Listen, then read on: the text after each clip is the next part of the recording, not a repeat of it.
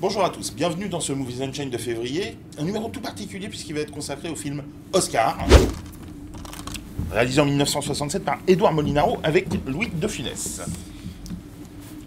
Bah les gars, pourquoi vous êtes en costard? Pour le spécial Oscar? Fred, non. Oh putain, fais chier.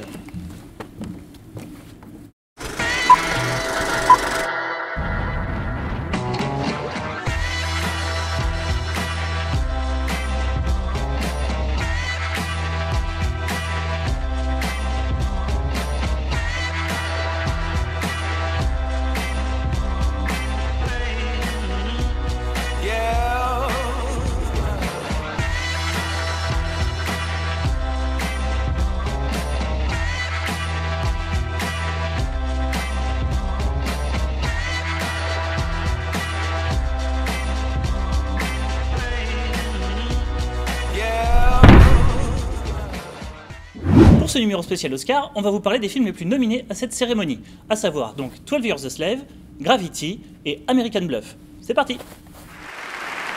And the Oscar goes to...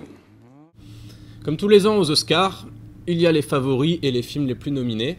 On va passer sur Gravity, dont on vous a déjà parlé dans les émissions précédentes. Je pense qu'on est tous d'accord pour dire qu'il mérite largement son petit panier d'Oscars. Ah 10 nominations largement méritées, et je pense qu'il repartira avec tous les Oscars techniques. Ce serait la moindre des choses. Oui. La meilleure réalisation aussi, ça vaudra vraiment le coup. Ouais, Voilà. ce qui a déjà été le cas au Golden Globe. Ouais, tout à fait. Ce qui laisse un peu présager pour Cuarón l'Oscar du meilleur réalisateur. Tout à fait. On va vous parler de 12 Years a Slave de Steve McQueen, qui est tiré d'une histoire vraie, qui raconte l'histoire d'un black américain qui se fait enlever pour devenir esclave dans une plantation alors qu'il était libre dans le nord des États-Unis. Tout le monde l'a vu ici? Oui, tout à fait. Qu'est-ce que vous en avez pensé, Fred? J'aime bien que tu me vous vois déjà, ça sonne bien. J'ai trouvé que c'était un film très, très dur, très âpre, aride, sur un sujet difficile qu'on voit rarement traité au cinéma, mais c'est une histoire très très forte avec beaucoup d'émotions. Mm-hmm. Ouais. Alors, rarement au cinéma, je me décalerai par rapport à cet avis, parce qu'on voit comme souvent l'esclavage au cinéma de Amistad ou La couleur pourpre, pour citer que les Spielberg. Il y a l'option ségrégation aussi. Voilà, il y a le côté le quota noir, minorité, esclavage, historique. Donc bon, on sait très bien que c'est du film à Oscar. Après, ce qui dénote particulièrement, c'est la réalisation de Steve McQueen, donc comme tu disais, très, très crue, qui est de toute façon son style, et on s'attendait à voir ça quand on y allait. Qui te fait vivre l'esclavage de l'intérieur, du point de vue d'un noir, et qui ne prend aucun gant avec que ce soit les coups de fouet, les humiliations, etc., qui est vraiment très très dur. Mais qui en même temps, remplit son rôle de choquer pour te faire comprendre que à l'époque c'était comme ça, quoi. Donc, Et puis je trouve qu'il a toujours ce côté, comme tu disais, très réaliste, et de pas... On en a l'impression en tout cas, il ne prend pas parti dans le sens où il cherche pas à provoquer une émotion particulière par la musique, etc. Non, les images parlent d'elles-mêmes. Ouais, c'est très sobre. Et le jeu des acteurs est vraiment, vraiment excellent. Le Chiwetel Ejiofor est très très bon. Bravo pour la prononciation. Et puis je trouve que par rapport à, par exemple, Shame, son film précédent, qui était vraiment pour le coup très froid, qui mettait une grande distance entre le spectateur et puis les personnages, là c'est un peu moins le cas. Parce que les décors, les images sont très belles aussi, tout est très bien. C'est plus chaleureux et moins froid au niveau de la couleur, des couleurs. Shame qui est plus bleu, celui-là c'est plus la Louisiane, c'est plus chaud.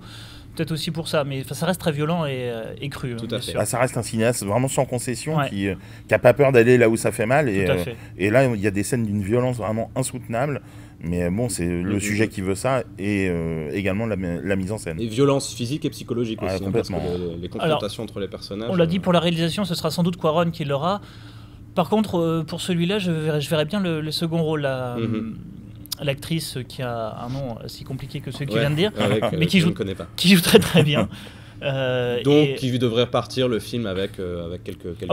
Il repartira avec à mon avis un paquet d'Oscars. Je doute qu'il reparte quand même avec le second rôle, puisqu'il y a Jennifer Lawrence dans American Bluff. D'accord. Dont on peut parler tout de suite d'ailleurs. Dont on va d'ailleurs parler tout de suite, effectivement, American Bluff. Qu'est-ce que vous en avez pensé là? Tout le monde l'a vu aussi? Ouais, moi personnellement, j'étais un petit peu, je suis un peu mesuré sur le film. Il y a Sachant des qu'il performances. il part grand favori. Hein. Oui, il a Ah 10 bah oui. nominations, il a il a les plus grandes nominations. Ouais. C'est un film avec des performances d'acteurs assez folles. Au-delà de ça, moi j'ai vraiment des réserves sur la mise en scène et l'histoire que je trouve pas superbement maîtrisée. On peut peut-être juste rappeler le casting parce que c'est un des principaux intérêts du film. Oui. Jennifer Lawrence, Jennifer Amy Lawrence, Adams, Amy Adams, Bradley Cooper, Christian Bell, Voilà. Jeremy Renner. Et Jeremy Jeremy Renner. Renner. Voilà. Jeremy Renner qui pour une fois sort un peu de... Je trouve d'habitude un peu fade. Là j'ai trouvé sympa.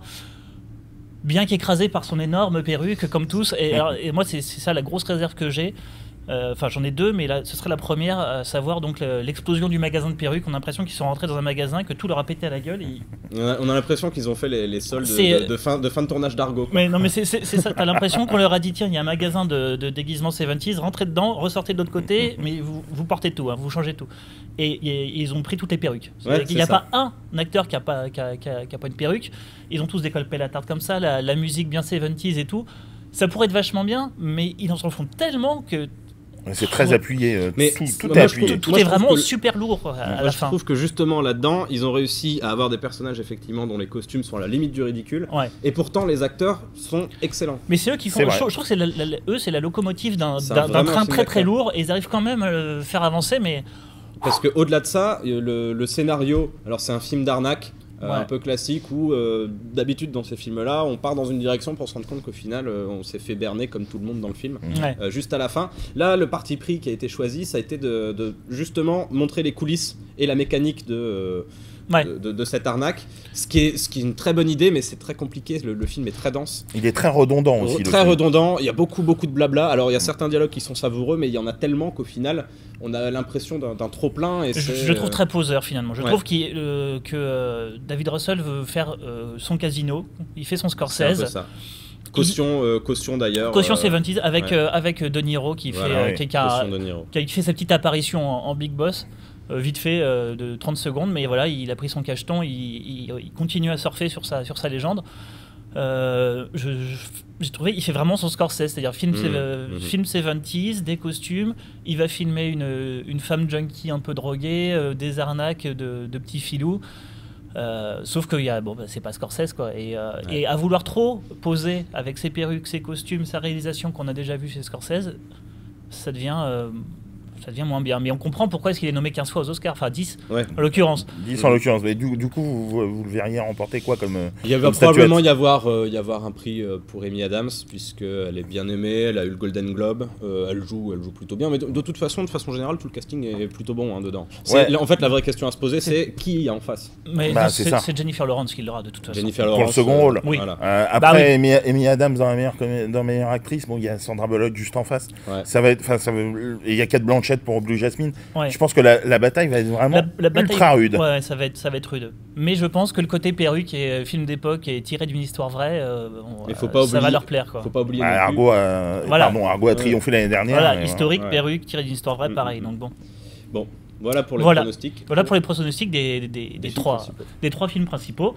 Et puis on va passer à la suite.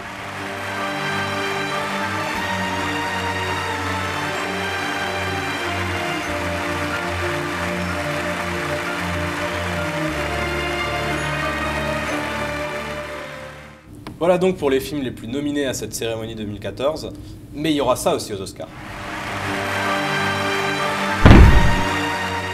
Alors il y a d'autres films qui sont nominés cette année. Captain Phillips, que Fred n'a pas vu, mais que toi et moi on a vu. Quentin, toi, t'en as pensé quoi? Très très bien, énorme réalisation de Greengrass sur la maîtrise de l'espace, très très bon Tom Hanks qui vise à mon avis aussi un Oscar. Voilà. Non, vraiment très et bien. Le second rôle qui est joué par un acteur somalien, américain somalien, qui est vraiment génial aussi. Qui est nommé aussi cette année et qui mériterait vraiment un Oscar parce qu'il fait une performance.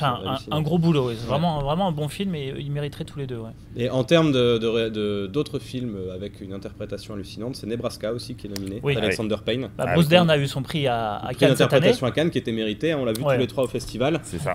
Tourné en noir et blanc, très, comme toujours, Alexander Payne qui arrive à analyser les rapports humains, très touchant, très pudique. Et c'est très drôle. C'est un film qui est vraiment très drôle. Le noir et blanc est magnifique et vraiment très joli film. C'est à la fois désenchanté, nostalgique et touchant, c'est vraiment super bien. Il faut espérer qu'il aura quelque chose. Il faut espérer qu'il ait au moins un petit prix pour le distinguer. Il y a Her aussi de Spike Jonze, alors t'es le seul à l'avoir vu. Avec Joaquin Phoenix, oui. On en reparlera en mars, promis. Pour moi, ça va être un des incontournables de mars. J'espère qu'il vous plaira autant qu'on puisse en parler plus. C'est vraiment un super film. À noter que dedans, Scarlett Johansson a eu un prix dans le Festival de Rome, alors qu'elle ne joue qu'avec sa voix. Tout à fait. Elle fait la voix de l'ordinateur. Ouais. Alors, on va s'attarder un petit peu plus sur 2 gros films qui ont moins de nominations que les 3 premiers dont on a parlé, mais qui vont probablement nous amener le meilleur acteur. C'est Dallas Buyers Club de Jean-Marc Vallée d'un côté, avec Matthew McConaughey. Plusieurs écoles. Et le Scorsese, le Loup de Wall Street, avec un Leonardo DiCaprio qui sort d'une année 2013 hallucinante. Bah c'est ça, mais c'est pareil. Mais Matthew McConaughey, c'est pareil, il sort d'une année de ouf, quoi. Avec l'année dernière aussi Mud. Mud, effectivement. Donc lui, il s'est fait un comeback de fou. Il faisait Sahara et des films tout pourris, et bim, il fait Mud, Killer Joe, Magic Mike, et là, c'est génial de voir voilà. Il est aussi dans le Loup de Wall Street, Matthew McConaughey. Il est dans le Loup de Wall Street d'ailleurs où il a une scène, excellente. Une scène qui est déjà culte. Le problème toujours de la cérémonie des Oscars, c'est qu'il y a des films à Oscars, donc il y a toujours un peu des façons d'obtenir des Oscars. Et là, typiquement, Matthew McConaughey joue un personnage, il a perdu 20 kilos pour son rôle, un personnage qui est séropositif. Il y a le côté biopic. Il y a aussi, il est quand même secondé par Jared Leto qui joue un transsexuel qui est hallucinant. Génial. Une performance de folie, vraiment. Qui risque d'ailleurs du coup d'avoir l'Oscar du meilleur second rôle. Souhaitons-le parce qu'il est fantastique. S'il l'a pas, c'est pas juste. Si ça va à American Bluff par exemple. Et face à lui, on a DiCaprio dans le Scorsese. Alors les deux, DiCaprio et Scorsese, c'est les 2 maudits des cérémonies, notamment des Oscars. Alors Scorsese avait été nominé pour Les Affranchis et Casino. Il l'avait pas eu. Il l'a jamais eu. Il l'a eu pour Les Infiltrés. Il l'a eu pour Les Infiltrés et pour Taxi Driver.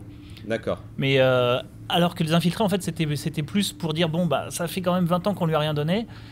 Parce que Les Infiltrés, avec Casino et Les Affranchis, c'est pas, il est très bien, mais c'est pas le meilleur. Et DiCaprio, alors là pour le coup, DiCaprio, lui, il a été nominé en tout, j'ai calculé 32 fois. D'accord. Dans toutes cérémonies confondues, il en a eu que 3. Voilà. Et jamais d'Oscar, seulement un Golden Globe cette année pour. Donc pour le Loup de Wall Street. Il l'avait déjà eu pour Aviator. Il l'avait eu pour Aviator aussi, Alors espérons que cette année, alors entre les deux, votre cœur balance. C'est super dur. C'est très compliqué parce que les deux vraiment sont hallucinants. Oui, mais moi personnellement, je trouve que DiCaprio fait une performance tellement hallucinante dans le Loup de Wall Street que personnellement je pencherais pour DiCaprio. D'accord. Ça fait tellement longtemps qu'il le veut aussi que je pencherais aussi pour lui. Moi je suis plutôt d'accord dans le sens où ce serait quand même montrer un petit peu de sympathie pour quelqu'un qui a ces 10 dernières années enchaîné les rôles. Mais il a fait tous les plus grands réalisateurs. Après l'Académie pourrait faire un truc complètement fou et génial, ce serait de faire un ex-aequo. Voilà, ça ce serait top. Ce serait le rêve. Ne rêvons pas. Parce que on est vraiment déchirés entre les deux personnellement. Bon, en tout cas voilà nos avis pour la cérémonie des Oscars qui aura lieu le 2 mars.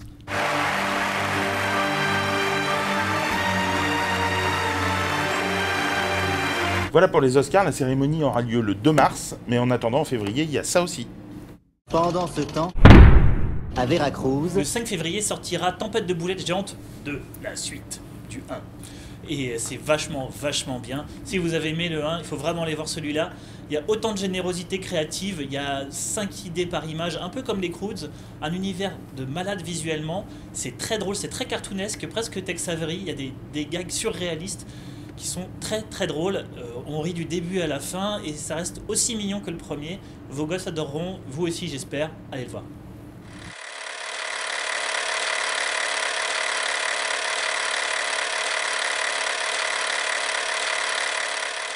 Le 29 janvier sort Jackie au Royaume des Filles, le film que je vous conseille d'aller voir. Le nouveau film de Riyad Satouf, le réalisateur des Beaux Gosses, est une comédie complètement hallucinée et hallucinante qui en fait nous parle d'une sorte d'Afghanistan mélangé avec une dictature sud-américaine où les rôles entre les hommes et les femmes sont inversés. Tous les hommes portent la burqa et c'est madame qui ramène l'argent à la maison pour que monsieur puisse élever les enfants et s'occuper de la famille. C'est complètement barré et en même temps derrière un humour qui est extrêmement fort, extrêmement précis, on trouve une critique politique assez forte. Le film est très touchant, on passe un très bon moment, mais par contre il va énormément diviser. Donc soit le film devient culte, soit vous le détesterez à vie. Moi je vous conseille d'aller le voir, ça sort le 29 janvier.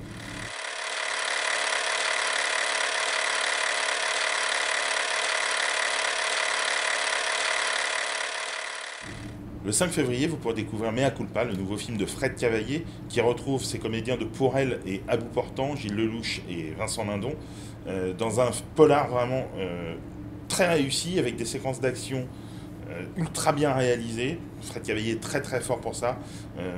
Un scénario qui tient en haleine pendant tout le film. Ça va très très vite, ça dure 1h30, mais c'est vraiment, ça n'arrête pas. Vraiment, allez le voir.